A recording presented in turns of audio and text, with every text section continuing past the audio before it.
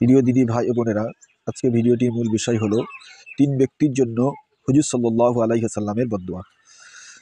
হাদিস শরীফের ভিতরে এসেছে, আল কাআব ইবনে উজরা قال قال رسول الله صلى الله عليه وسلم أحضر المنبر فحضرنا فلما ارتقى دراجة قال آمنا فلما ارتقى درجة الثانية قال آمنا فلما ارتقى درجة الثالثة آمنا فلما نزل قلنا يا رسول الله لقد سمعنا منك اليوم شيئا ما كنا نسمعه قال إنا جبرائيل عرض إلي فقال بعود من أدرك رمضان فلم يغفر له قلت آمنة فلما لقيت الثانية قال بعود من ذكرت عنده فلم يصلي عليك قلت آمنة فلما لقيت الثالثة قال بعود من أدرك أبويه كبار أو أحدهما فلم يدخله الجنة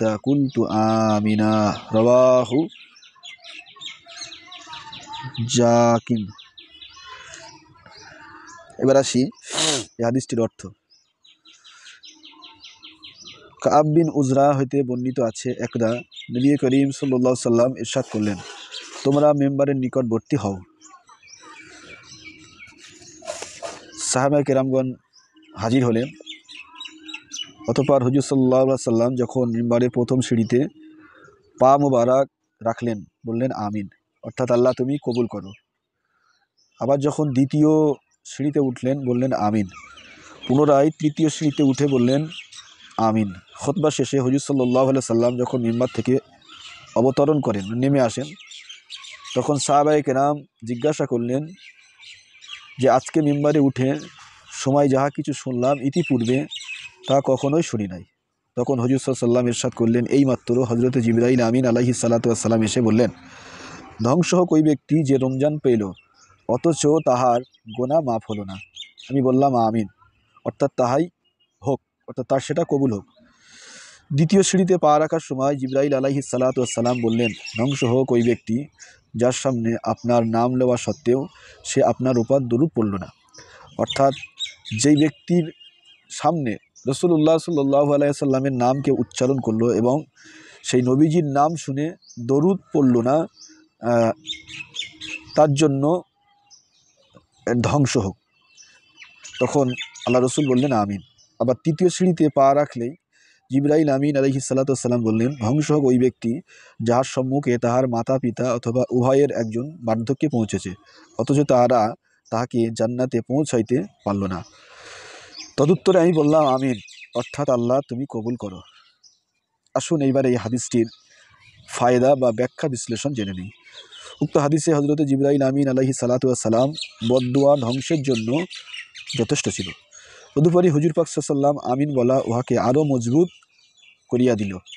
আল্লাহ পাক ওইসব পাপকার্য হইতে আমাদের সবাইকে হেফাজত করুন, আমিন। দররে মনসুরে বর্ণিত আছে, হযরত জিবরাইল আমিন আলাইহিস সালাতু ওয়াস সালাম হুজুর সাল্লাল্লাহু আলাইহি ওয়াসাল্লামকে আমিন বলতে আদেশ করেন, যার দ্বারা উহার গুরুত্ব আরও বেড়ে যায়। এই হাদিসে হযরত জিবরাইল সাল্লাম তিনটি বদদুয়া করেছেন। রাসূল সাল্লাল্লাহু আলাইহি সাল্লাম তিনবারই আমিন বলিয়াছেন। হযরত জিবরাইল আমিন আলাইহিস সালাতু ওয়াস সালাম একজন সম্মানিত ফেরেশতা, তাহার বদদুয়াই কম ছিল না। হযরত জিবরাইল আমিন আলাইহিস সালাতু ওয়াস সালাম বলাই সেই বদদুয়া আরও বেশি গুরুতর হয়ে উঠেছে। আল্লাহ তাহার অনুগ্রহে আমাদেরকে উক্ত তিনটি বদদুয়া বা অভিশাপ হইতে হেফাজত করুন, অন্যথা ধ্বংস তো অবধারিত। দররে মনসুরের বর্ণনা হইতে জানা যায়, হযরত জিবরাইল আমিন আলাইহিস সালাতু ওয়াস সালাম নিজে রাসূল সাল্লাল্লাহু আলাইহি সাল্লামকে আমিন বলিয়াছেন। ইহাতে এই অভিশাপের গুরুত্ব আরও বৃদ্ধি পেয়েছে।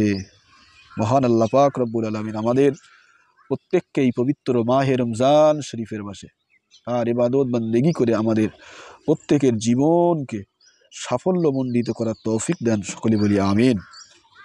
এবার আসি, প্রথম রমজান মাস অতিবাহিত হওয়ার পরও যাহার পাপ ক্ষমা না হয়, অর্থাৎ রমজানের কল্যাণময় সময় ও পাপ এবং উদাসীনতার মধ্যে কেটে যায়।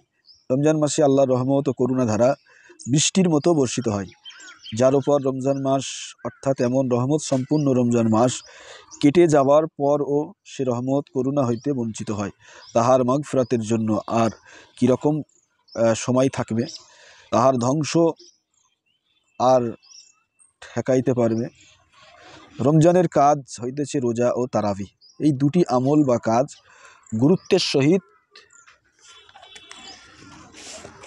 মনোযোগের সহিত আদায় করতে হবে। সব সময় বেশি বেশি করে পাপ হইতে তওবা ও ইস্তেগফার করতে হবে। দ্বিতীয়, যাহার জন্য বদদুয়া করা হয়েছে সেই ব্যক্তি হচ্ছে দরুদে অবহেলাকারী ব্যক্তি, যাহার সামনে রসুল সাল্লাল্লাহু আলাইহি সাল্লামের নাম উচ্চারণ করার পরও সে দরুদ পাঠ না করে। এই বিষয়টি অন্যান্য হাদিসে উল্লেখ রয়েছে। রসুল সাল্লাল্লাহু আলাইহি সাল্লামের নাম শোনার সাথে সাথে তার প্রতি দরুদ পাঠ করা ওয়াজিব। কোনো হাদিসে এই রকম ব্যক্তিকে পাপাচারী, কৃপণ বলা হয়েছে। এমনকি জান্নাতের পথ ভুলে যাওয়া ব্যক্তি হইতেছে দোজখে প্রবেশ হওয়া ব্যক্তি, এবং নিকৃষ্ট ব্যক্তিও বলা হয়েছে। এমন কথাও রয়েছে যে এইরূপ ব্যক্তি রসুল সাল্লাল্লাহু আলাইহি সাল্লামের চেহারা দেখবে না। বিশেষজ্ঞ ওলামাগণ এই হাদিসের ব্যাখ্যা বিশ্লেষণে নানা রকম করেছেন, কিন্তু রসুল সাল্লাল্লাহু আলাইহি সাল্লামের প্রতি দরুদ পাঠ না করার পরিণাম এতটা অকল্যাণকর বলে হাদিসের প্রকাশ্য বাণীতে উল্লেখ রয়েছে যে সে সম্পর্কে ব্যাখ্যার প্রয়োজন হয় না। এইরূপ হইবে না কেন? উম্মতের জন্য তো রসুল সাল্লাল্লাহু আলাইহি সাল্লাম এহসান কম নয়।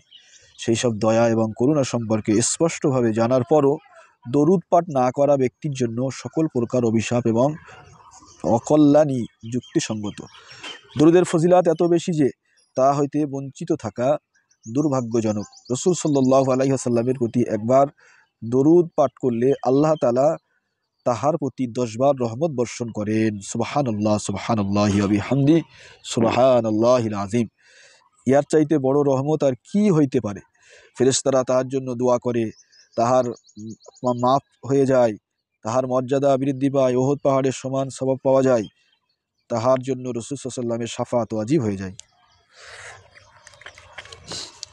উপরন্তু আল্লাহর সন্তুষ্টি সে লাভ করে, তার রহমত পায়, ক্রোধ হইতে নিরাপদ থাকে, কিয়ামতের বিভীষিকা হইতে রক্ষা পায়, মৃত্যুর আগে জান্নাতে নিজের ঠিকানা দেখে নেয়। এইরকম বহু ওয়াদার দরুদ পাঠকারীদের সম্পর্কে রয়েছে।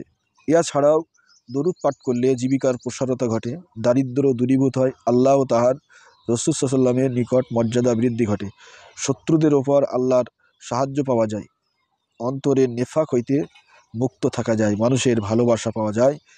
এরকম বহু সুসংবাদ রয়েছে। ফকিগণ এইসব সম্পর্কে ব্যাখ্যা করেছেন। তাহাদের মতে সমগ্র জীবনে একবার দরুদ শরীফ পাঠ করা ফরজ। সুবহানাল্লাহ, সুবহানাল্লাহ। সকল মাযহাবের উলামাগণ এ বিষয়ে একমত। খোদা হাফেজ। আসসালামু আলাইকুম ওয়া রাহমাতুল্লাহি তাআলা ওয়া বারাকাতুহু।